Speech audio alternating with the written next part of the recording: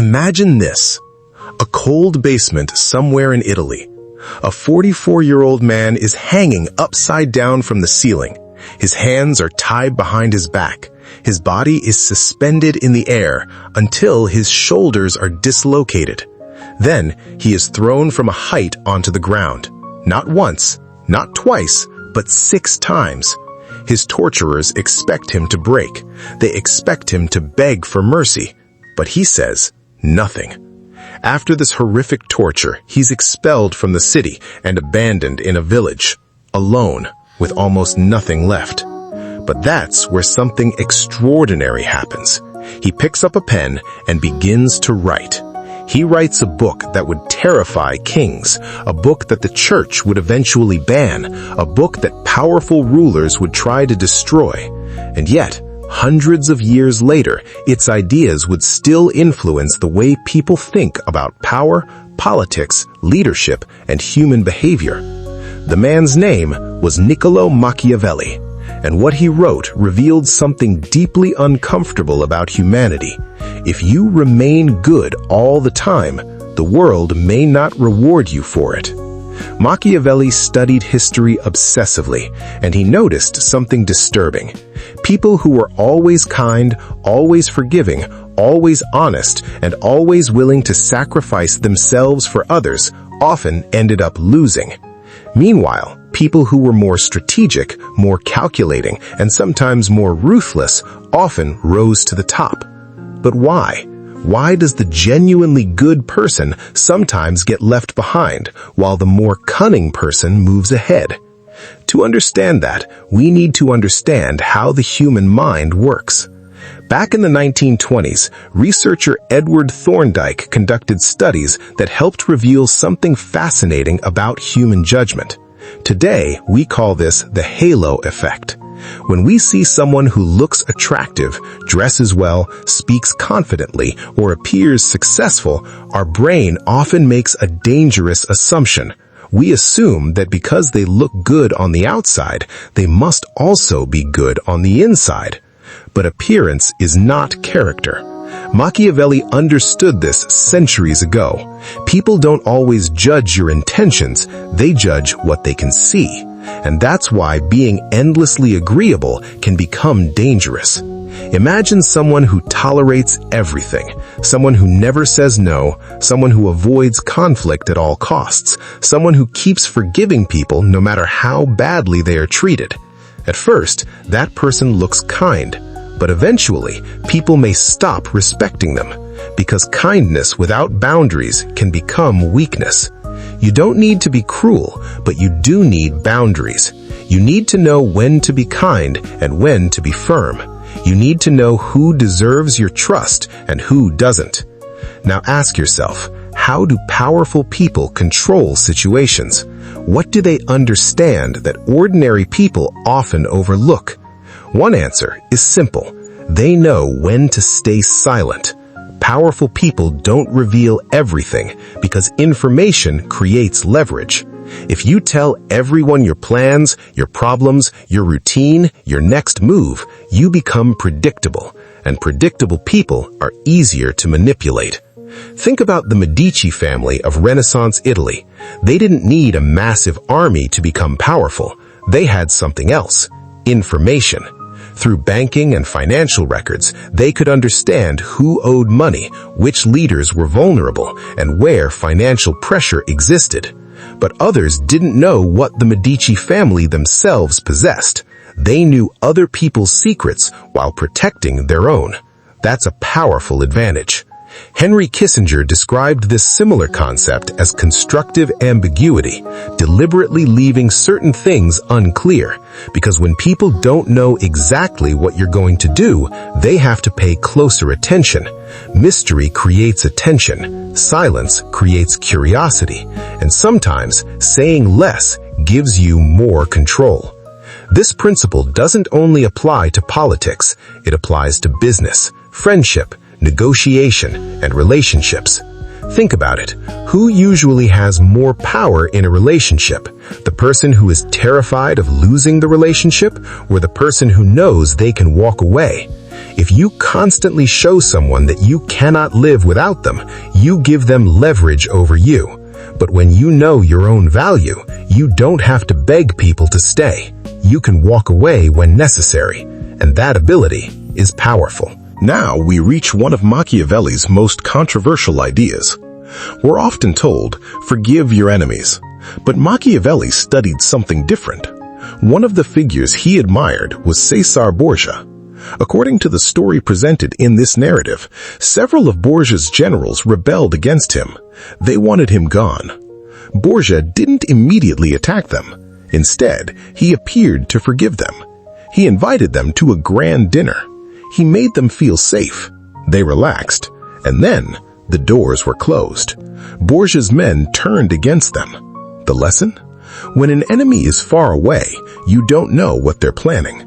But when you understand their position, you can better anticipate their moves.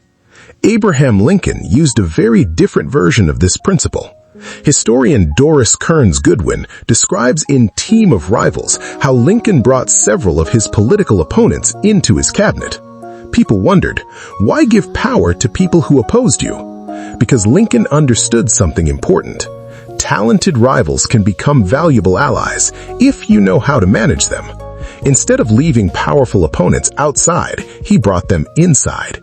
He could observe them, understand them, and use their abilities for the country. This brings us to another powerful concept, tactical empathy. Former FBI negotiator Chris Voss discusses this idea in Never Split the Difference. Tactical empathy means understanding the emotions and perspective of another person. But understanding someone doesn't mean agreeing with them. You can understand someone's emotions without surrendering your position. You can listen, observe, and understand their mindset so you can better predict what they might do next. Empathy isn't weakness. Used correctly, it can be information. Now comes one of Machiavelli's deepest ideas. Life is divided between what you can control and what you cannot. You can't control everything. You can't control when the economy crashes. You can't control who betrays you. You can't control every opportunity. You can't control every disaster. Life is like a river. Sometimes the river floods, and when it does, it can destroy everything in its path. You can't stop every flood, but you can build a dam. You can prepare. You can develop skills. You can strengthen your mind. You can improve your discipline. So when the flood comes, you are ready. Most people wait for the disaster and then start preparing. By then, it's too late. Life is more like poker than chess. Chess is different. Every piece is visible. Luck plays almost no role. But life is more like poker. You don't control which cards you're dealt. That's luck. But you control how you play them. That's decision-making. You can make the perfect decision and still lose. You can make a terrible decision and still get lucky. That's why powerful people don't obsess only over results. They focus on the quality of their decisions. Because if your peace depends entirely on the outcome, you will always be afraid. But if you know you made the best decision you could, you can remain calm even when things don't go your way. One of our biggest mistakes is relying too heavily on other people. French engineer Max Ringelmann conducted experiments involving tug-of-war. He found that when people pulled alone, they gave tremendous effort. But when more people joined, individual effort often decreased. Psychology calls this social loafing. When you believe someone else will save you, you relax. Maybe it's your company, your partner, your team, your leader. You start thinking someone else will handle it, and slowly your own strength becomes weaker.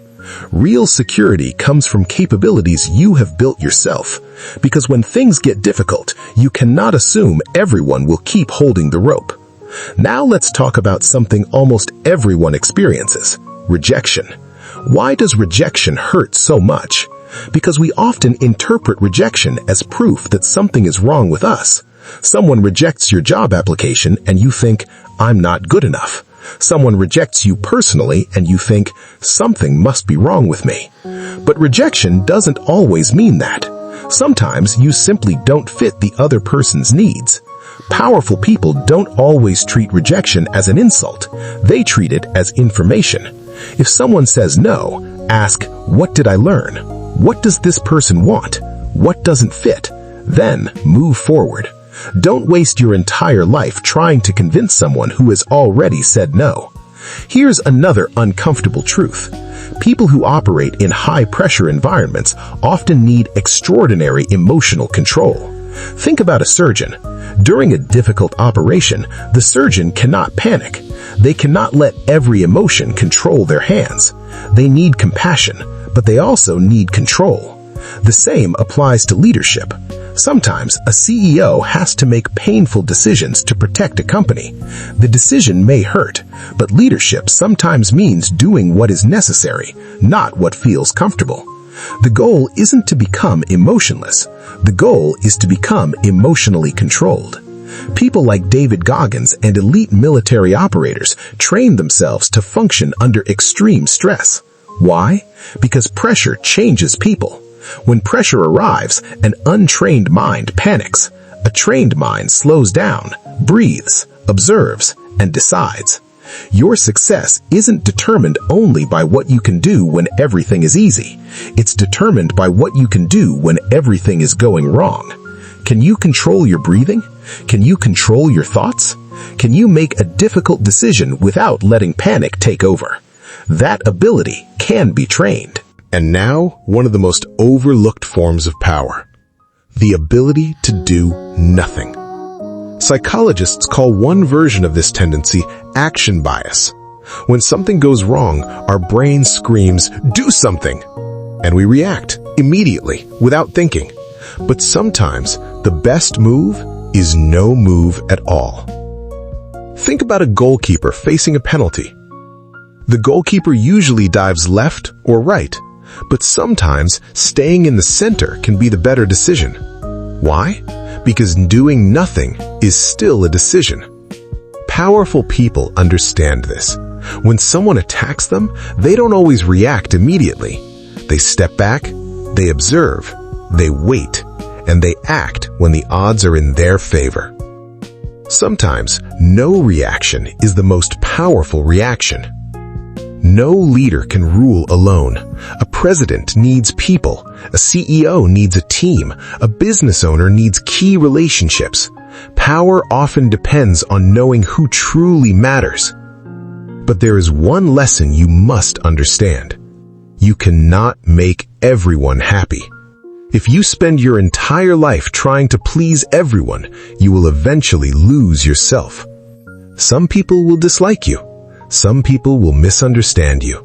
Some people will leave. That's life. The sooner you accept it, the easier your life becomes. Machiavelli also understood something fascinating. Sometimes showing everyone how smart you are isn't smart. The most dangerous person isn't always the person who displays their intelligence. Sometimes it's the person who allows others to underestimate them. Why?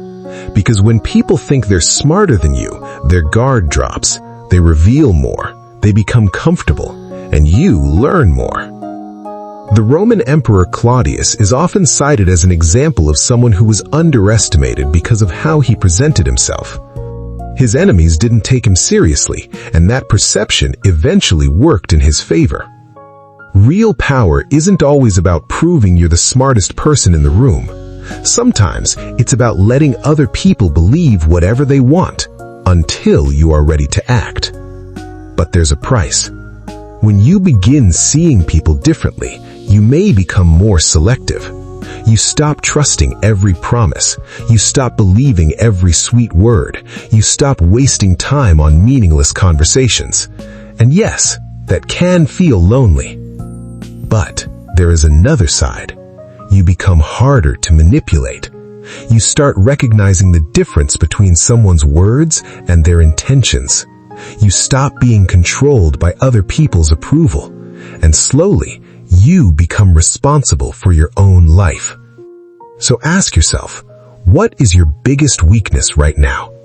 Is it laziness, phone addiction, fear of rejection, or your inability to say no? Think about it. Because Machiavelli spent much of his life in poverty.